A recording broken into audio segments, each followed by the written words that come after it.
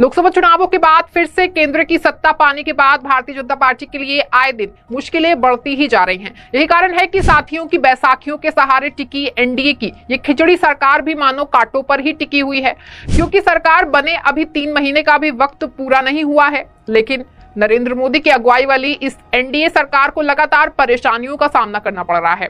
हाल ये है कि सहयोगियों के सहारे पूर्ण बहुमत में होने के बाद भी केंद्र सरकार लगातार दबाव में बनी हुई है और मजबूत विपक्ष के आगे इसे बार बार झुकना भी पड़ रहा है। ऐसे में अब जब हरियाणा और जम्मू कश्मीर में विधानसभा चुनावों का ऐलान हो चुका है और आगामी कुछ महीनों में अन्य राज्यों में भी विधानसभा चुनाव होने हैं, तो एक और जहां बीजेपी फूक फूक कर कदम रख रही है और लोकसभा चुनावों के अपने नतीजों को इन विधानसभा चुनावों में सुधारना चाह रही है, वहीं दूसरी ओर सरकार और पार्टी के उनके अपने ही बीजेपी की लंका लगाए हुए हैं। एक और जहां सरकार में ही एनडीए के साथ ही कई मुद्दों पर भाजपा के साथ उस मुखरता से नहीं खड़े दिख रहे हैं जिस सहयोगी की बीजेपी उनसे अपेक्षा करती है, तो वहीं कुछ मुद्दों पर तो केंद्र में बीजेपी के साथ ही भाजपा के विचारों से किनारा ही कर रहे हैं और कहीं ना कहीं विपक्ष वाला रुख इख्तियार किए हुए हैं। ऐसे में भाजपा के लिए तीसरी बार केंद्र की सत्ता में आने के बाद से परेशानियां लगातार बनी हुई हैं।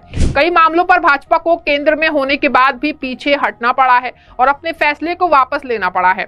ऐसा बेशक विपक्ष की मजबूती की वजह से हुआ है, लेकिन इस दौरान कई मौकों पर भाजपा को केंद्र में उसके अपने सहयोगियों ने भी पूरी साथ जो है वो नहीं दिया है। इस मामले में खुद को प्रधानमंत्री नरेंद्र मोदी का हनुमान कहने वाले चिराग पासवान सबसे आगे रहे, क्योंकि चिराग पासवान की पार्टी लोक जनशक्ति पार्टी रामविलास पासवान ने कई मौकों पर केंद्र की मोदी सरकार का ही विरोध किया। ऐसे में केंद्रीय मंत्री बनने के बाद भी चिराग पासवान की भाषा कई बार सरकार के समर्थन में कम और विपक्ष की भाषा जैसी ज्यादा दिखाई पड़ी है। ऐसे में कहीं ना कहीं ये सवाल जरूर भाजपा के मन में भी होगा कि आखिर ये कैसा हनुमान है जो अपने ही गठबंधन की लंका लगाए हुए है। पहली बार केंद्रीय मंत्री बनने के बाद ये तो साफ है कि चिराग पासवान अब फ्रंट फुट पर खेलना चाह रहे हैं और लगातार खेल भी रहे हैं।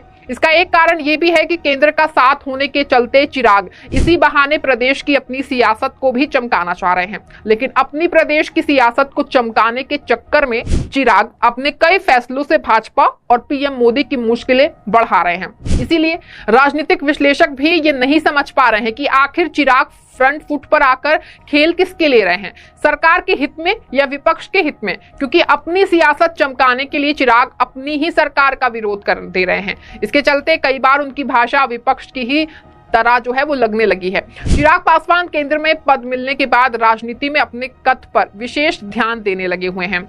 जब तक केंद्र के सत्ताधारी गठबंधन एनडीए से दूर थे तब तक खुद को प्रधानमंत्री नरेंद्र मोदी का हनुमान बताते रहे, लेकिन जैसे ही एनडीए सरकार में जगह मिली है चिराग की भाषा ही बदल गई है।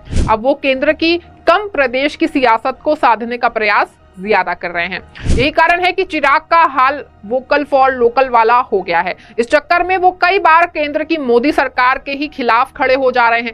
चिराग पासवान ने एससी एसटी की जातियों में उप वर्गीकरण, वक्फ संशोधन विधेयक, लेटरल एंट्री जैसे केंद्रीय सचिवालय में भर्तियों के खिलाफ आवाज बुलंद करने के बाद अब जाति जनगणना के पक्ष में भी बैटिंग करना शुरू कर दिया है। हालांकि चिराग ने खुले तौर पर वक्फ संशोधन विधेयक का विरोध नहीं किया है, लेकिन जेपीसी के पास भेजने की मांग करने वाले वो मोदी सरकार के अकेले मंत्री जरूर हैं। जिस तरह वक्फ विधेयक को जेपीसी में भेजने की मांग विपक्ष की थी, उसी तरह एससी एसटी में उप वर्गीकरण और लेटरल एंट्री से भर्तियों का विरोध भी विपक्ष ने ही किया। इन सबके अगुआ खासकर कांग्रेस के पूर्व अध्यक्ष और लोकसभा में विपक्ष के नेता राहुल गांधी हैं।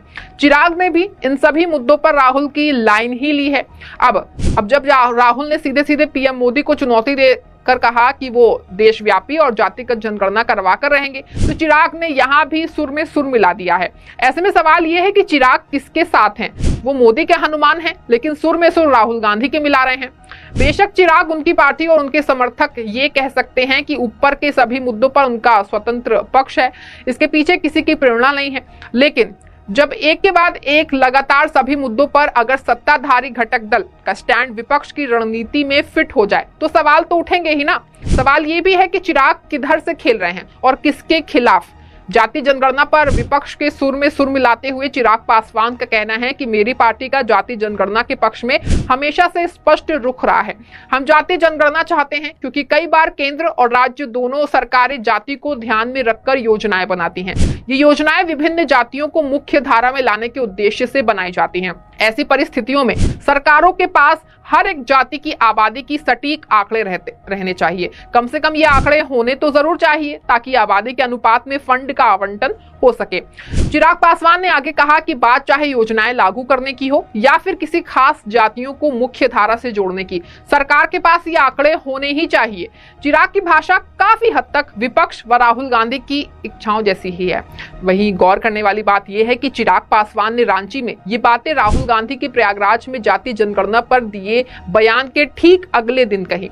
वक्फ बोर्ड, लेटर एंट्री और कोटा में कोटा जैसे अन्य मुद्दों पर भी चिराग पासवान के रुख सामने आने का पैटर्न भी इसी तरह है।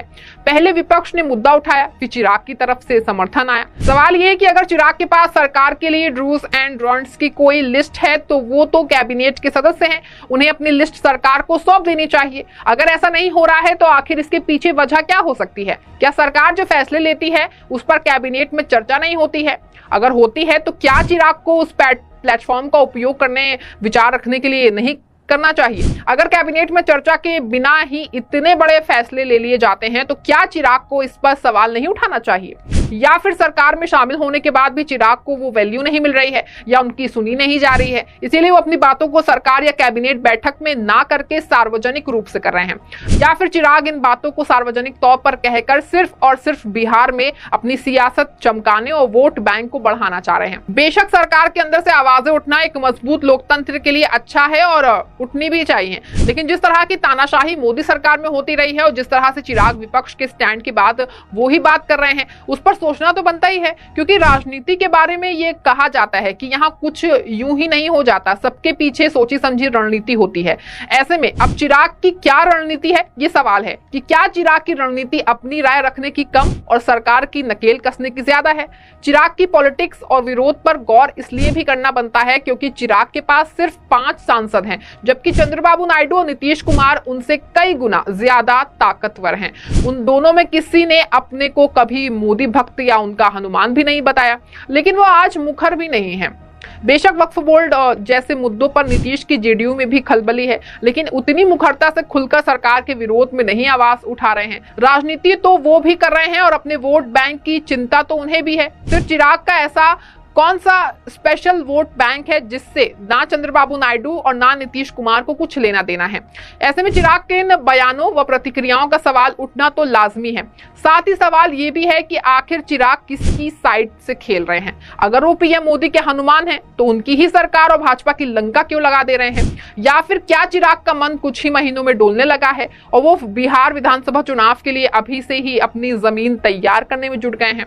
चिराग के हर कदम पर नजरें गड़ी हुई हैं और देखना है कि आगे चिराग क्या कदम उठाते हैं, क्योंकि ये जाहिर है कि तीसरी बार प्रधानमंत्री की कुर्सी पर बैठने के बाद से नरेंद्र मोदी और भाजपा लगातार मुश्किलों में घिरी हुई है, क्योंकि इस बार ये सरकार एनडीए के सहयोगियों के सहारे ही है और इन्हीं की बैसाखियों पर टिकी हुई है। ऐसे में भाजपा की अगर अपने सहयोगियों के हर कदम पर टिकी हुई है, क्योंकि अगर सहयोगी थोड़ा भी इधर उधर हुए तो मोदी की सरकार को अस्थिर होने में जरा सा भी टाइम नहीं लगेगा। फिलहाल देखना है कि चिराग पासवान का अब अगला कदम क्या होगा।